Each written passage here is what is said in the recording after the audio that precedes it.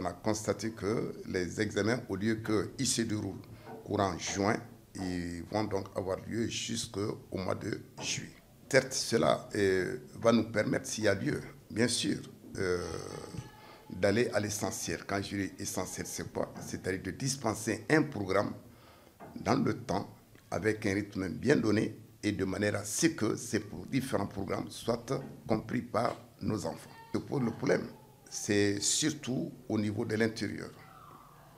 Parce que quand je dis intérieur, il s'agit de la carte géographique mauritanienne, qui ne se limite pas seulement à Nouakchott.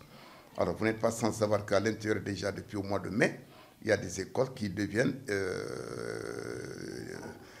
inexploitables, en ce sens que c'est des écoles qui sont donc envahies d'eau, inondées, et si bien que, vous voyez bien que, donc on procède à l'exclusion systématique même d'une partie donc, des élèves mauritaniens. Bon, au lieu qu'ils soient là en train de se préparer, non, ils seront obligés de ne plus aller à l'école, de rester à la maison et certainement, attendre que jusqu'à ce que la période des examens vienne au mois de juillet pour prétendre venir compétir. Bon, ça c'est le problème fondamental qui est là. Bon, alors qu'en temps normal, tout peut se jouer entre octobre et juin, classiquement, c'est-à-dire pendant la période de 9 mois. Mais de manière à ce qu'il y ait une planification depuis en amont. Alors, la planification doit être faite depuis le ministère et que cette planification, justement, doit être répercutée sur tous les établissements. Maintenant, c'est au directeur des études, je dis bien de chaque école, de veiller au respect strict de ce planning-là. Planning octobre-juin, amener les professeurs, les enseignants à élaborer trimestriellement les plannings, de manière à ce que toutes les parties du programme soient projetées, soient exécutées et tenir compte des périodes de congés, mais encore tenir compte des périodes d'évaluation.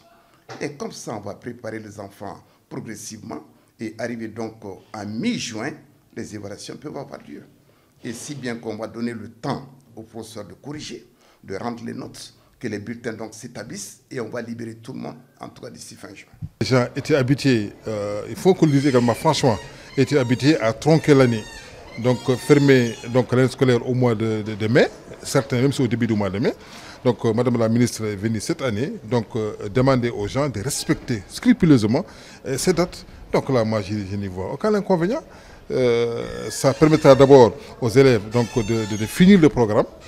Au-delà de cela également, peut-être de compenser le temps qu'on avait perdu au mois d'octobre.